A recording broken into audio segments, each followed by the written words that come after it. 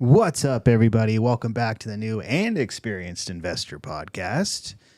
I am back. Where have you been? I've been at home taking care of a child rearing. Were you being a stay-at-home mom or? I was being a stay-at-home daddy. Oh, dad. Stay-at-home dad. Yeah, it was fun. Yeah. It was fun, but it's time to come out and start investing again. Thank God we missed you. It was a little boring here for the last couple months. Well, that's all about to change, ladies and gentlemen, because I'm Alex Barnett. I'm one of your hosts. I'm the new guy. And I'm Joe Holmes, and I'm the experienced guy that's been waiting for 2 months for him to get back. That's right. Thank you. Thank you. Thank you. Thank you. My son thanks you. And I will remind him of that when he's able to talk. Okay. Those will be his first words. Just Few years. Joe. Few years. Is that how that works? How long? I don't know. I remember. It's like been so long. When did they start talking? I have no idea. I'm just like week by week. Yeah. He just started smiling. So. Oh, there you go. That's cute. Mm-hmm. I have pictures of it in case you want to see. Yeah. But yeah, today we're talking about a serious topic. I don't know if you guys have been paying attention to the real estate investing space. It's been going around like hotcakes. We're talking about Mr. Bigger Pockets himself, Brandon Turner, has recently just lost $15 million, not of his money, but of actual investors that he raised for. So that is the headlines. Open Door Capital, something he's been working on for the last, almost decade. Just finally took a dump, and it's probably just indicative of kind of the multifamily space in general, and all these, these loans coming due, and they're not at the right. Did his whole fund take a dump? I mean, is he done? No, probably not. Probably not. I think they're just going to chalk it up to, you guys read what was happening. No, he's probably already raising for something else. Wow. At this point, I mean, I don't think anything happens as long as you do it by the book. You really don't get in trouble for that. Without being a politician, how do you have any credibility when that happens? That's what everyone is saying. He came out on social media and basically broke everything down, and he's like, "I'm sorry. Well, this is how I lost your money." Yeah. Yeah, thank you for investing with me. Mm-hmm. And by the way, I've got something else for you to invest in too. Yeah, it's double or nothing. Let me sign up. The old double or nothing. Wow. So, and then he came out recently and was like, what I'm going to do, I'm going to try and pay everybody back. So what I'm going to do is I'm going to sell more courses. Seriously? Yeah. No, come on. I swear. He's going to focus on his education. Oh, and my try God. So and he's going to take the money from somebody else to pay back the people that were investing with him. Yeah, just like old Ponzi himself. Wow. So, I mean, and what's interesting, and I kind of want to get your guys' take on it, is like some people are saying, "Wow, thanks for the communication. He's really being forthright and explaining," because some people probably just turn their phone off and you never hear from them, and all of a sudden it's like, where's my money? And they're like, oh yeah, no, we lost it all. So that's that. Some people are like that, and so other people in the space are saying wow, that's kind of cool. He came out and said do you know if he's getting sued? Probably. None of that. It's so new that none of that is out yet. I don't know if he would even say, but we can go. I brought some video clips with me today, so we can take a look at some of these. Okay, let's see. Just in case, just to catch people up and see, if you guys have heard about it, if you haven't heard about it, but take a look at these. It actually was news to me. Thank God you're back. Yeah, keep me up to date with this news. Exactly right. Brandon Turner just lost $15 million of investor capital. And these aren't big institutional investors with $1 million, $10 million to put in. These are regular people putting in a good portion of their savings into an investment that they thought would do well, which teaches us an important lesson of investing in the private markets and communicating with sponsor groups. So we all know that higher risk, higher reward on average, and that all of these investments have risk, and that you should expect or be ready to expect something to go to zero. But that doesn't mean that if it did, that the sponsor group can just escape, put their head in the sand. We're a little See, rusty he put here. out a comprehensive primer of how this situation even came You about, had half of it. what the mistake was, and how they got screwed over. Not to excuse him, but so you know what's going on, and not hiding from it, like some others will. Hold on a sec. What if I do this? Hold on, folks. Hold on. Daddy's learning how to ride this again. Okay. Oh, this is what I did. Hold on, I know how to fix it here. Like this. Like this. There we go. Woohoo! All right, we're back, baby. All right, let's start it over. Brandon Turner just lost $15 million of investor capital. And these aren't big institutional investors with $1 million, $10 million to put in. Like, these are regular people putting in a good portion of their savings into an investment that they thought would do well, which teaches us an important lesson of investing in the private markets and communicating with sponsor groups. So we all know that higher risk, higher reward on average, and that all of these investments have risk, and that you should expect or be ready to expect something to go to zero. But that doesn't mean that if it did, that the sponsor group can just escape, put their head in the sand. See, he put out a comprehensive primer of how this situation even came about, what the mistake was, and how they got screwed over. Not to excuse him, but so you know what's going on, and not hiding from it, like some others will. So he gives you the proper context so you can make your own judgment, and that's how every sponsor should do it. See? So, and this is like kind of the weird part is like he's getting sucked off for coming out and saying how he messed up. He did mess up. Yeah, I know. But And the then fact that this guy who's trying to, it sounds like he's trying to excuse him. right, he's like, And he's saying like, you guys are investors and, you put your money and it can go to zero. Why would I put my money in knowing it can go to zero? That just doesn't make sense. well, and what's funny is probably if you go back to the beginning, he's like, I can basically guarantee a return on this. This is absolutely going to be the best investment you guys ever. When they're selling it, it's And do you know how much he was not promising, but promising as a return? Yeah, I think I don't remember. No, I don't have that offhand. But it was Well, what do you think? like 10% or 8%, like, maybe honestly, like folks, 8% like preferred is 8 usually 10%, like you can get that type of return with no risk whatsoever. It's like, why would you do something like this? because you believe in him, and Well, you gotta be looking at a 20 or 30% return, and then Well, if you start getting any higher than that, then those are red flags. So Right. I don't know why. And like I've said before, the only person that makes money on a syndication is the syndicator themselves. yeah, usually. Yeah, 'cause Usually. this is literally what happens. That's what happens. And how much money as a syndicator did he take up front? Well, yeah, that's interesting. I got this article that kind of lays out. Oh no, not this one. This one. Here we go. Okay, so let me. Can you see it? Yeah. Okay. So, okay, so yeah, Is this just an article about? this is just an article. Basically, he's saying like, can Brandon Turner do what? This is an article on him. Yeah, on him. Okay. Yeah. So it breaks it down, and then he says, so yeah, he's basically saying like people were calling this that close to 100 multifamily properties are now in a position where 100% net operating income goes straight to debt service. Because of the interest rates. Okay, so everyone's gonna cry about that, and they're actually not going the direction that we wanted. So it's like they were supposed to be going down, and then at some days they're higher than they were. So, but I think he points out in this is that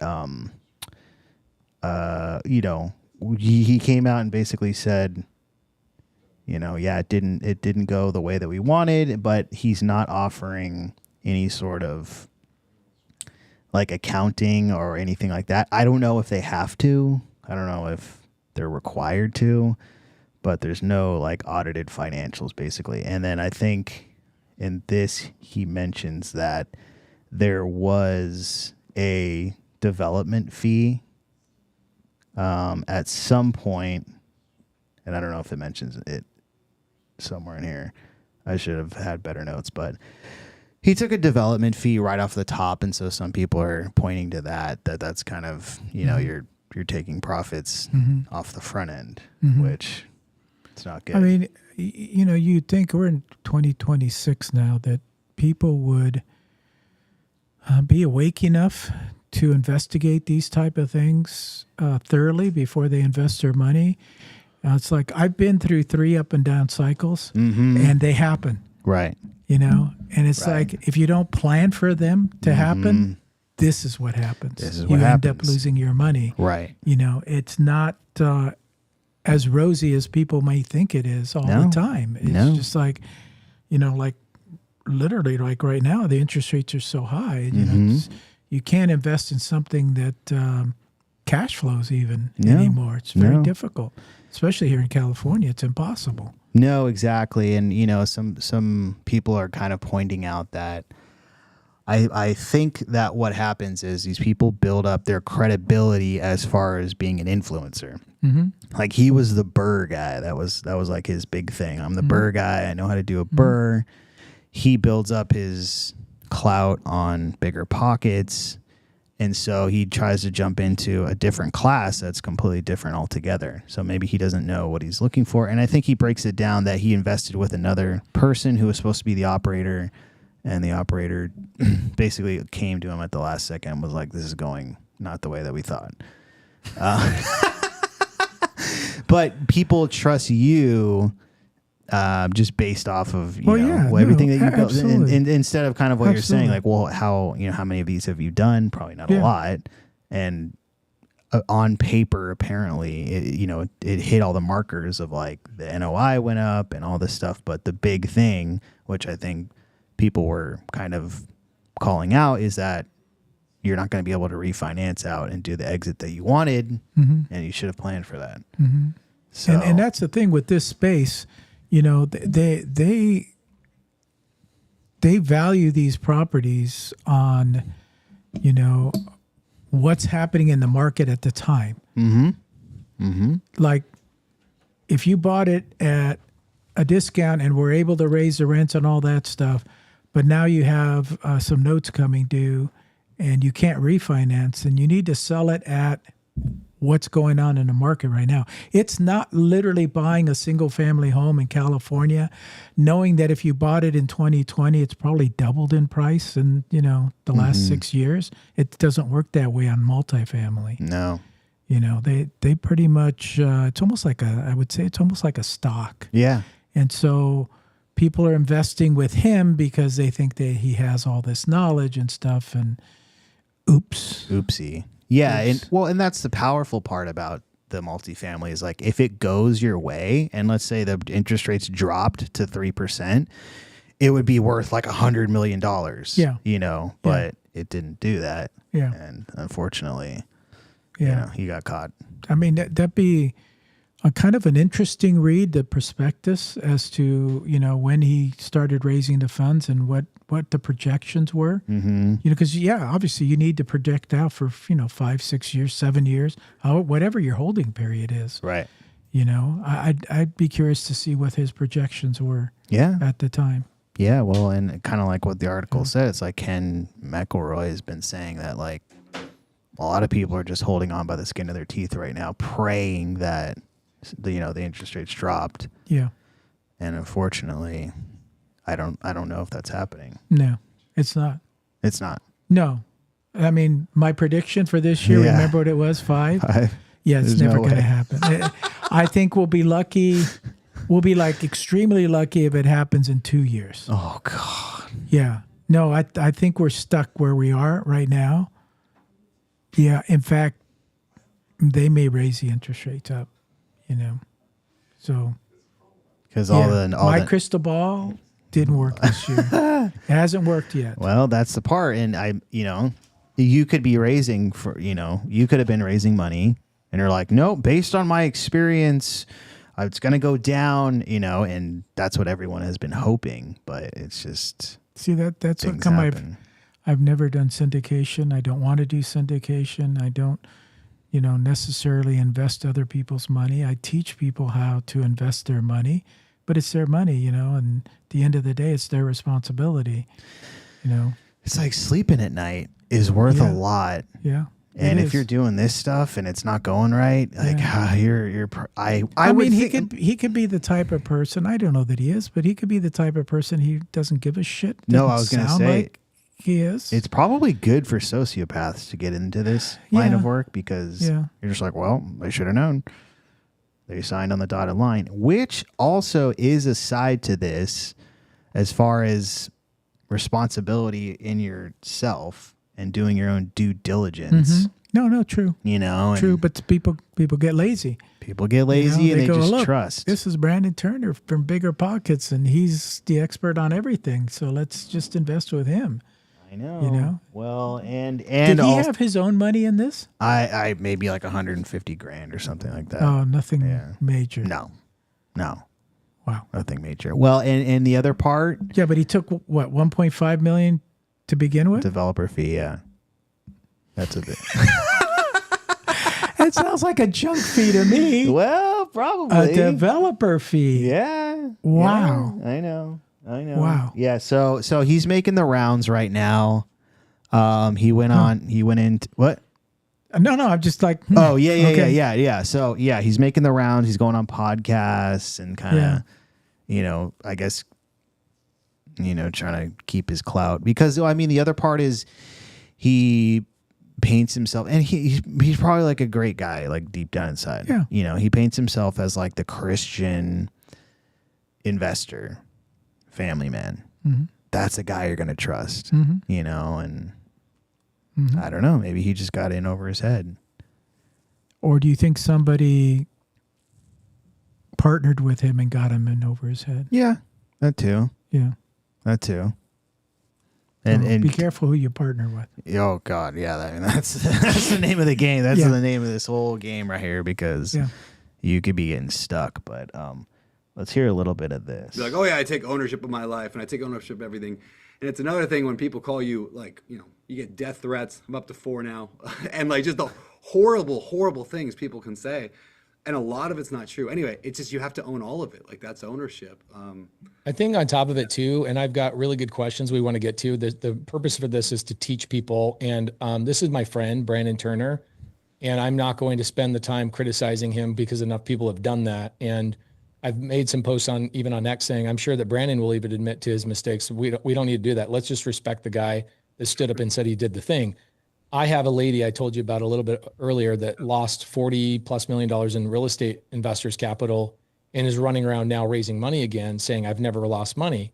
Those are the people that we should be going after and keeping out of this business. But anyway, Brandon, the feeling that you currently have right now, you're in the midst of it, and you could have told me no. And you could have said, let's wait 3 or 4 months until things died down. And you didn't. You came in here. And so I really appreciate that. And I just sat down with Jocko on our stage and same exact thing. I'm sitting there on stage just going, man, people don't really understand how hard it is to really build a brand, to go out and put yourself in cringe-worthy situations, to come up with scripts and figure out ways to help people and change their lives, and then do that and change tens of thousands of people's lives. And then one day, something happens to you, and then your brand has gotten so big that the people waiting on the sidelines that have been cheering on your failure for years and years and years now get a pile on top of you. And that's what's going on with you right now. And so we don't need to talk about that longer than what we just did. I want to make sure everybody learns some examples and some lessons here. So let's start with question number. What do you think about that? He said the word friends. They're friends. Yeah. They're friends. He's not going to bash them. Mm-hmm. You should, honestly, he should point out his mistakes. That's the only way people learn. Yeah. Well, and then he's saying some lady lost 40 million. Yeah. And is now raising and saying she never lost. Yeah. I honestly don't like. Does that matter? Like, I think you can just do this stuff with impunity, and it doesn't matter. I don't know if you ever get held accountable unless you do something illegal. No, yeah, there's people that are held accountable. Yeah, there's people. But it's white collar, so it's not even that bad. Couple years. You spent 10 years in jail. Well, oh yeah, 10's a long Ten's a long haul. Yeah, I'm thinking like 2 or 3. But then when you get out, you got 15 mil in an offshore account. Oh, okay. Yeah. I don't know. I don't know. I think that's how these people think. I would never do that. Maybe, but yeah, Pace, I honestly, I would have not let him off the hook that easy. It's like, I don't care that you came. You know, that's kudos to you that you came on the podcast. And I don't know what he's going to say because I haven't seen this podcast, but well, this isn't even don't let him off so easy. Yeah, this wasn't even a podcast. This is like for all of like Pace's. Oh, this is a private. Private thing. Oh, got it. We're blasting it out. And you're part of the group, so So you got inside information. Got That's why you guys tune in. Yeah, inside information. All right, let's see how softball he is. This is the first question he's asking. Number 1. Okay. Sure. Hey, could I jump in please. with I don't know. I don't call it a disclaimer, but I will say like I don't have my spreadsheets in front of me. So like I'll probably say numbers today that are not perfect, and I might just fumble around. I just think it's probably better than me trying to have some pre-planned script. So hopefully everyone's cool with that. Just me winging it like a bunch of friends. Like Pace is a good. Now stop for a second. There's an attorney in the background going, "Hey, stupid! What the hell are you doing?" Just gonna go out there and wing it. Yeah, like that's gonna be used against you. Yeah, of course. This disclaimer, stuff that you're touting here is like it's worthless. It's worthless. Did you, Mr. Brandon Turner? Did you say this about this and this and this and numbers and yeah? But I said that was a disclaimer. It was a disclaimer. I thought we were just friends, like talking it out. Like no, that doesn't work that way. Yeah. Sorry. Yeah. Oh my God. Man. Like okay, go ahead, move on. Brand, close friend of mine, and like,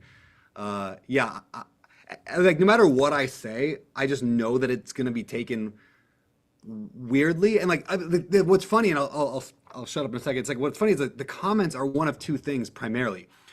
I see a lot of this. Brandon's on some PR, moving around trying to defend his blah blah blah, and this is a PR stunt.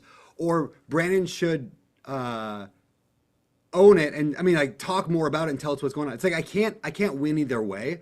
No matter what I say, I get 10 people to tell me why I'm wrong, and there's 20 opinions on every 10 people.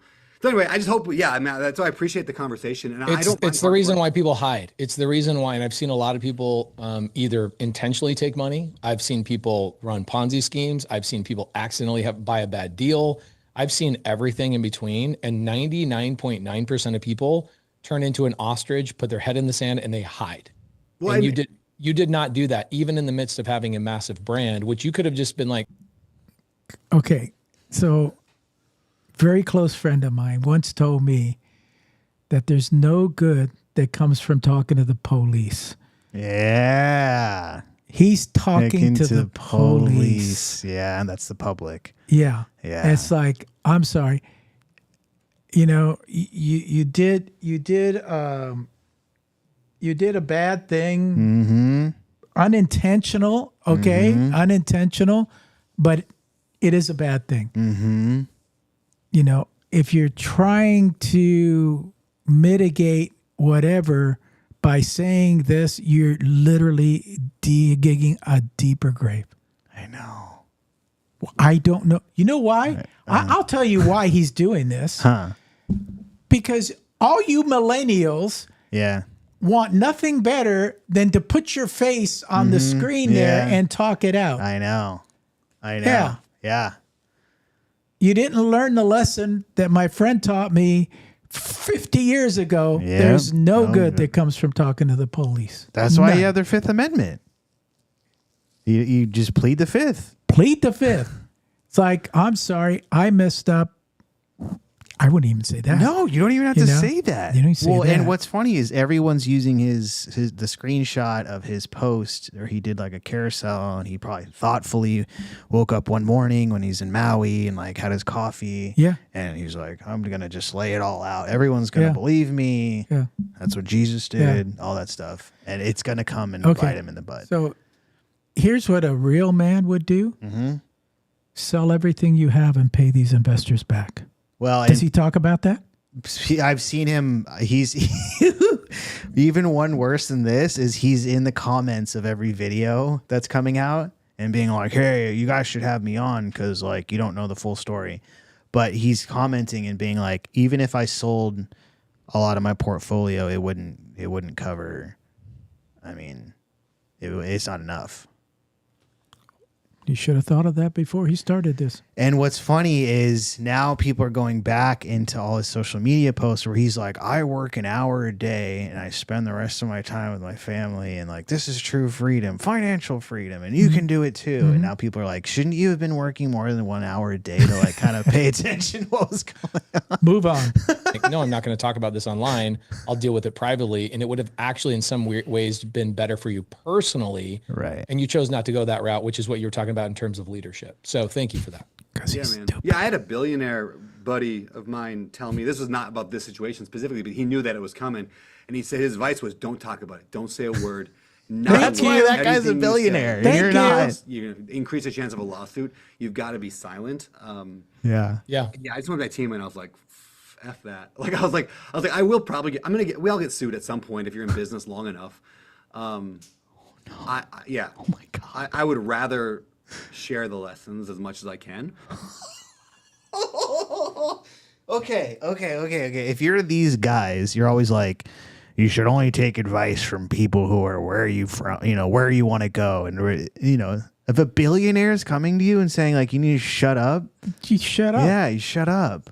Like, hello, when you get to be a billionaire, then you can give advice. But dude, if you don't take a billionaire's advice, I don't care who he is, you're stupid. Yeah. Sorry, you're stupid.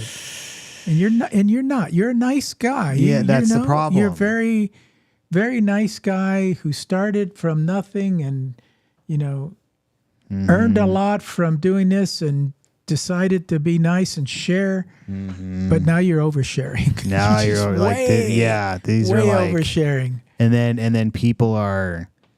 So let's take keep going. Let's take some notes Yeah. on what we're going to sue them. Yeah, about. exactly.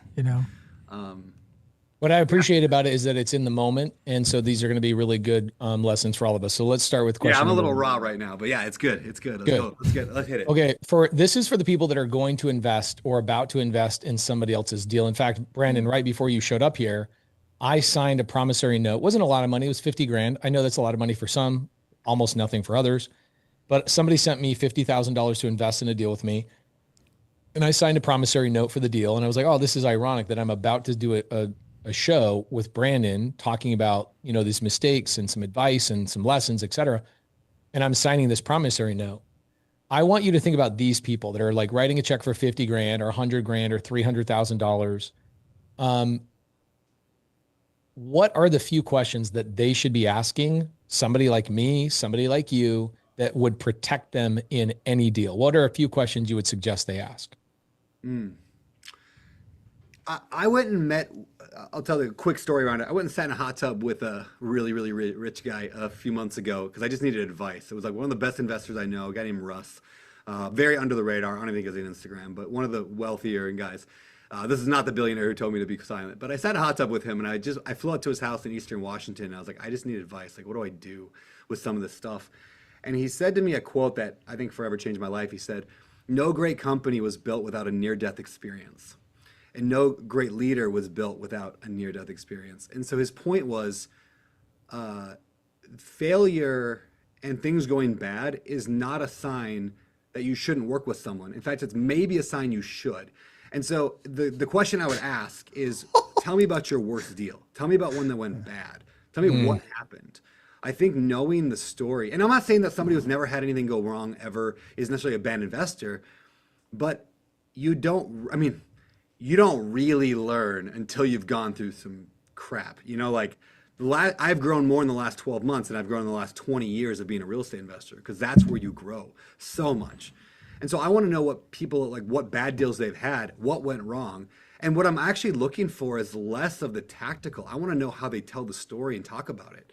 do they just completely blame every single other person in every situation? Like, I can sit there and go over all the metrics on why this is not my fault. This is all the market. This is all that. At the end of the day, it doesn't matter. My investors didn't follow the market. They're not economists. They don't know what they're doing. I mean, like, a lot of them do, but most of them, like, they just follow me. They like me. They trust me. They follow me. It does not matter what the reasons are.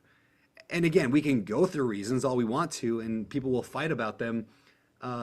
But they trusted me. And so that's why I apologize. People ask why I'm apologizing. Like, am I admitting that I caused it? I'm like, well, no, like, I'm not saying I caused the problems that we faced, but I am in charge. I'm the leader. They followed me in. So anyway, I want to know how they talk about their bad deals, what they did to try to fix it. What have they done? So that's a big one. I would ask them where they're being too optimistic. If somebody would have pushed me on that, like, where are you being too optimistic back 4 or 5 years ago? I would have said, well, I mean, I assume cap rates will go from 4 to 5, over time. I mean, they've been at 3s and 4s forever, but let's just say they go up to 5. Maybe that's being too optimistic.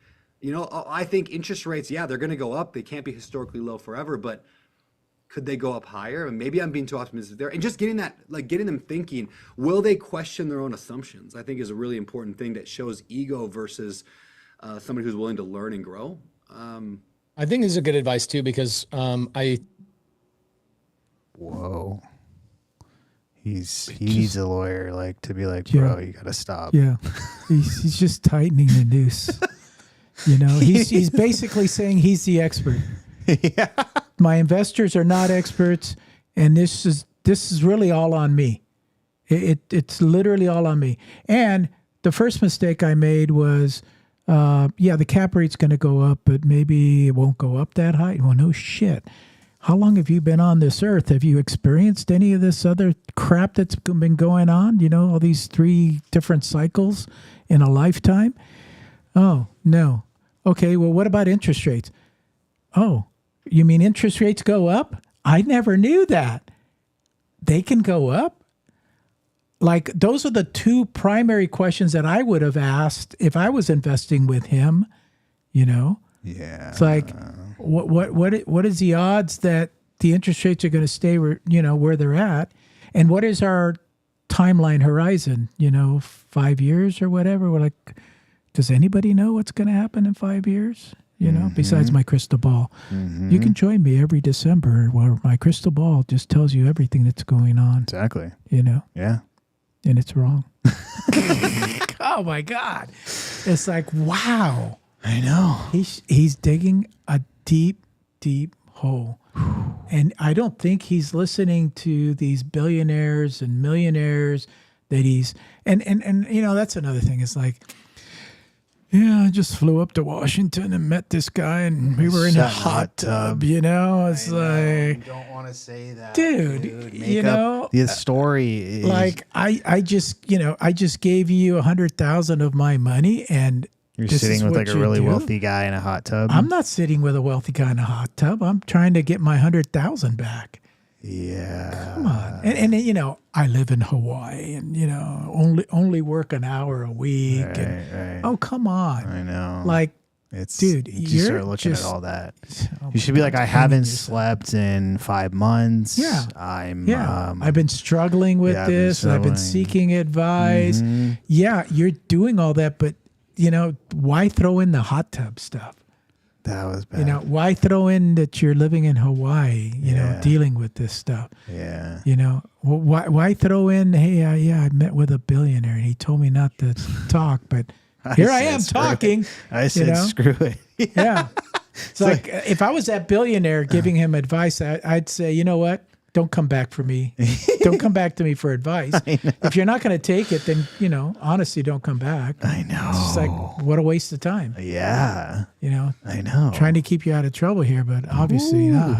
Oh, man. I'm just like listening to this, like, dude, please stop. Wow. But I don't know. And then his first thing is like, well, no, you should actually trust people who have failed. Oh, no. It would just... No. Which is okay, yeah, if you had your own money. If you're a politician. Or if you had your own money, you're like, I put all my money on black and I lost it all and I built it back up and I learned X, Y, and Z. But when it's everybody else's and you probably, your portfolio is intact. No. everything you built over the last whatever years, and this is like, some guy's life savings. Yeah. No. You don't mess with other people's money. Yeah. You don't mess with other people's kids. Right. And you don't mess with other people's dogs. Oh, yeah. Yep. Those are the 3 bad things in life. You mess with those things, you're in a world of hurt. Yeah. So he's checked 1 out of 3, as far as we know. I'm going to do some more digging on the other 2. Yeah. I don't think that, he's going to get sued. There's no doubt that he's going to get sued. He said he's already had death threats. So. Yeah, there's no doubt that he's going to get sued. Mm-hmm. I don't think that maybe, I don't know the whole story, but I don't think that he did anything wrong to send him to jail over. He wasn't, it's all in the up he and wasn't up. pocketing the money, or he wasn't Right. transferring it to one of his other assets. He doesn't sound like he was doing that. It was just this one, It's a big classic implosion. Yeah. Implosion. Well, It's and like, what's funny is, you talk to any other multifamily people, it's like there's institutional guys that are, crapping the bed right now because of interest rates, and they're up against the wall and having to, hey, ditch projects. welcome to investing. Yeah. I know, but you got to take the good with the bad. But if you're relying on famous people like this, don't educate yourself. And like the one guy at Pace says, I signed a promissory note for $50,000. That's not a lot of money. Well, sounds like a lot of money to some people, but not a lot of money. You know what I'm saying? Yeah. Not a lot of money to me. My first question is, why are you investing with Pace on a promissory note? That means nothing. That means I promise to pay you whenever $50,000 that you lent me, you pay me back $75,000. Well, what happens when that time comes? What collateral do I have? Well, yeah. Nothing. Yeah. Like, why would I give anybody money on a promissory note? It's kind of like that scene in Dumb and Dumber, which you probably haven't seen, but at the very end, they spend all the money, and at the very end, they give him a briefcase of all these napkins that they wrote IOUs on. I just saw that. They're like, don't lose this. This is as good as cash. Yeah. And it's like, there's no way they're ever going to pay it back. No. And I have people that come to me and say, Joe, hey, I'm thinking about investing out of state, and this guy wants me to send him money for this flip. And I go, okay, well, what's your protection? Oh, he's just going to sign a promissory note. I go, you're not going to be on title? No, he's on title.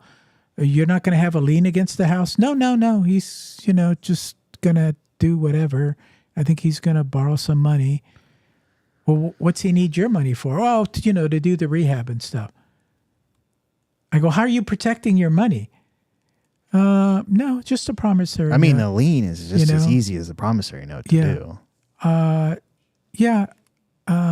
Joe, I know how you feel. I shouldn't do this. He calls me back a week later, says, Joe, I did it. I sent him the money. I sent him $60,000. Now I'm waiting to hear back from him in a few months that he lost everything.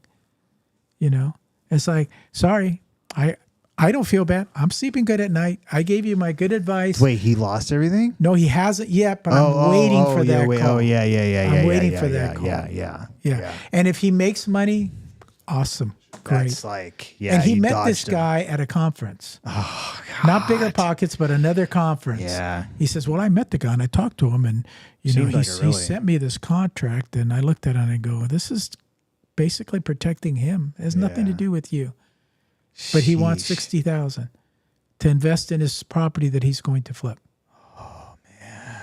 Okay. What do we got next?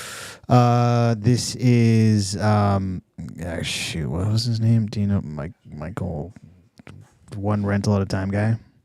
Do you know him? No. All right, he's got some opinions that he may be on the right track. Memorial Day.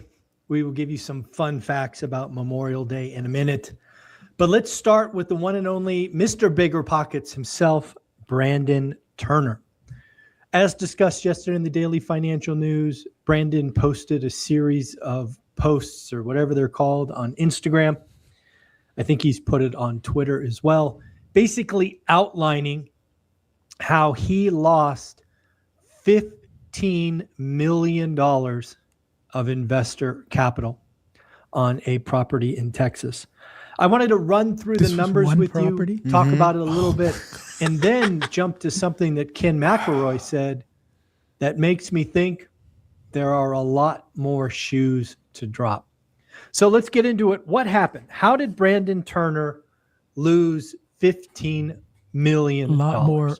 Well, Brandon Turner as shoes he to said drop? in No, his I think post, other he could not have syndicators. timed Okay. it worse if he tried. What does that mean?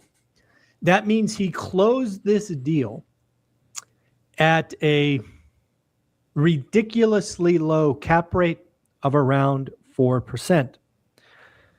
In 2021, he bought this building for $72 million, this building in Texas.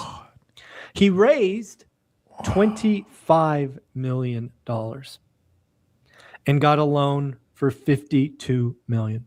So they had about $4 to $5 million in reserves going forward. And again, this was horrible timing. Shortly thereafter, Jerome Powell said, "Thou shalt be pain." And of course, rates zoomed higher, but more on that in a minute. During the 4-year hold period for Brandon, he actually did operationally good job, at least with the numbers that he gave all of us to review. What do I mean? Well, he successfully raised rents from $5.9 million to $7.87 million. That's nearly a $2 million increase in rent collection. That's $500,000 a year. So I would argue that that's pretty good. He actually raised the NOI. He raised the NOI from 2.3 to 3.6. Again, that's almost 50%. That's, let's be honest, that's pretty good. But at the end of the day, as I have been warning for years now, it's not the asset, it's not the operator. It's always the debt that blows up. I keep screaming this from the hills. Again, on paper, I can't speak to his communication. I can't speak to his team. I can only share the numbers that he shared with all of us on Instagram. He did a better than average job. How did he get got? He had 3 or 4 year debt. That debt was at one point 4%. Now it's 6%, 6.5%. They tried to go out and do a capital raise. I think they needed 5 or 8 or whatever it was million bucks. And unfortunately, rates kept going up. And what he thought was 5 million became 15, and the deal was dead. So what happened? Well, he had to sell it. He became a forced seller. Think about that. You're operating a building for 4 years. You're busting your ass. You move to Texas. You get the NOI up 50%. You add rents of $500,000 a year, and you still lose. So he ended up selling the building for $62 million. He bought it for $72, sold it for $62.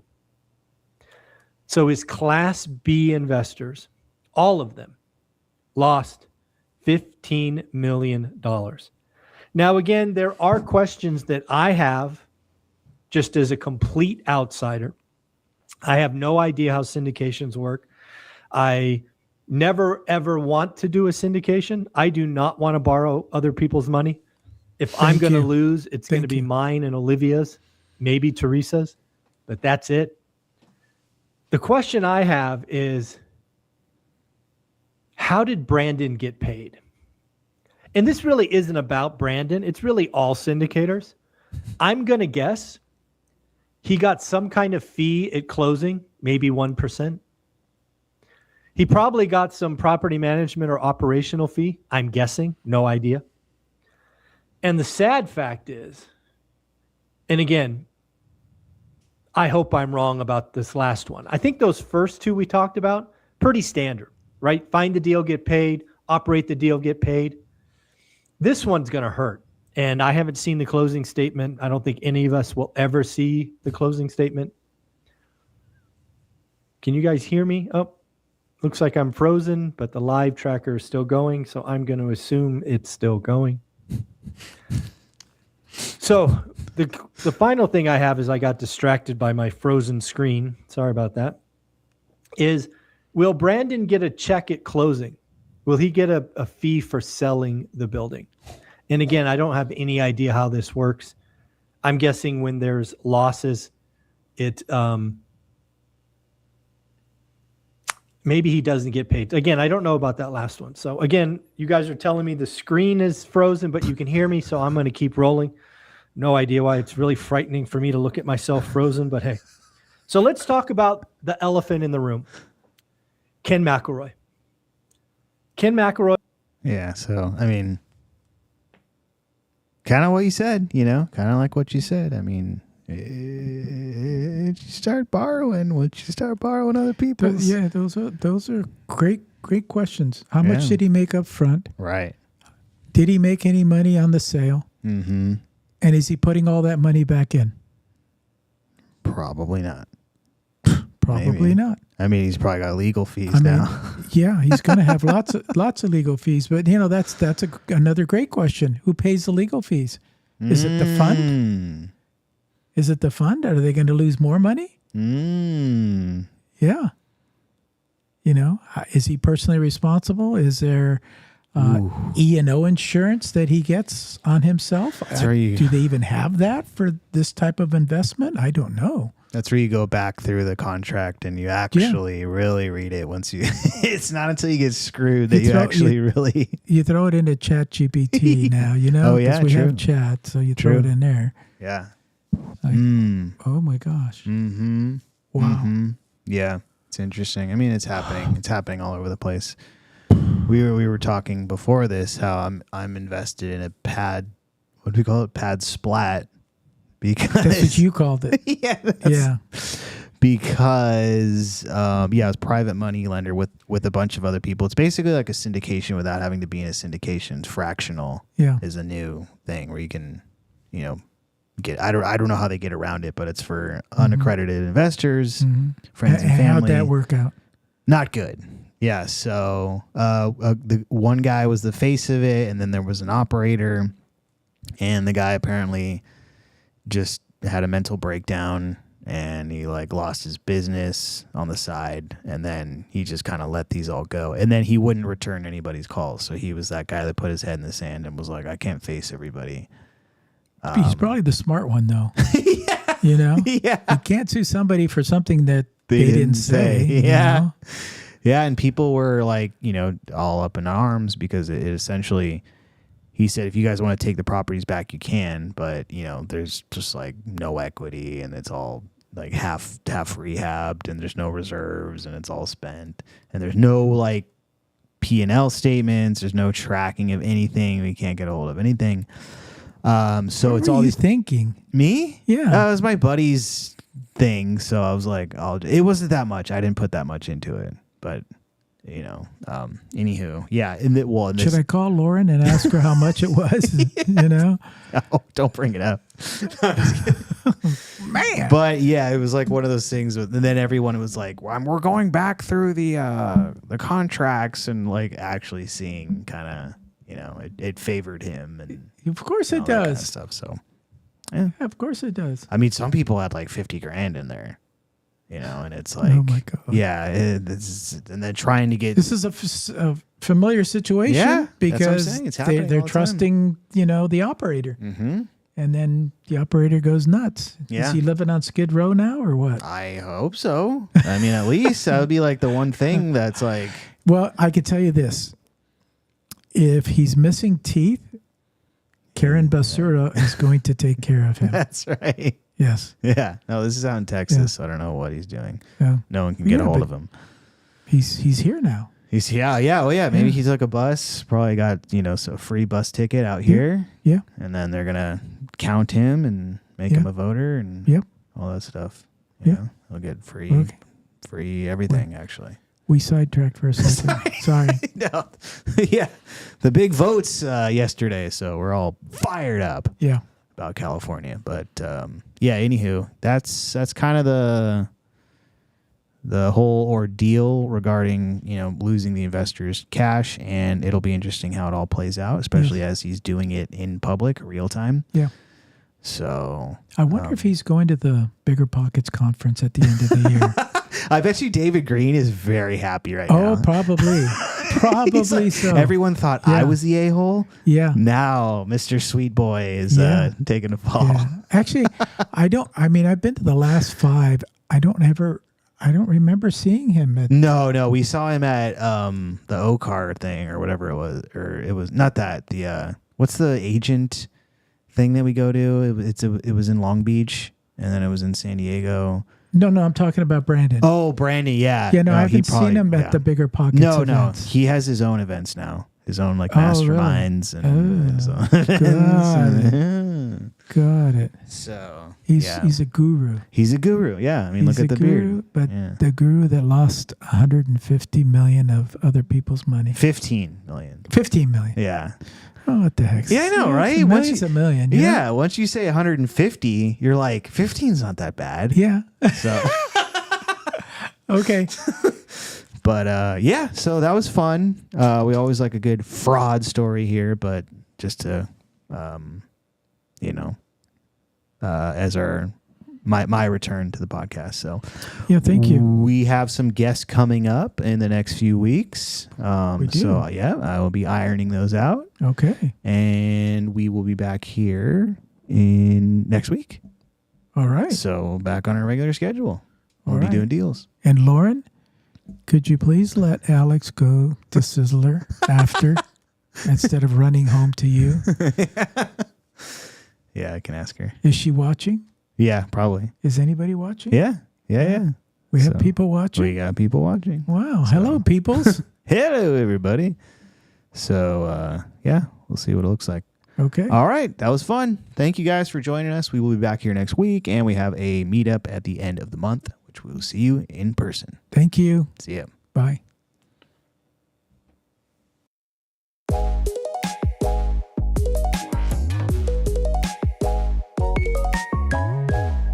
If you want some more advice on real estate investing, reach out to us one-on-one.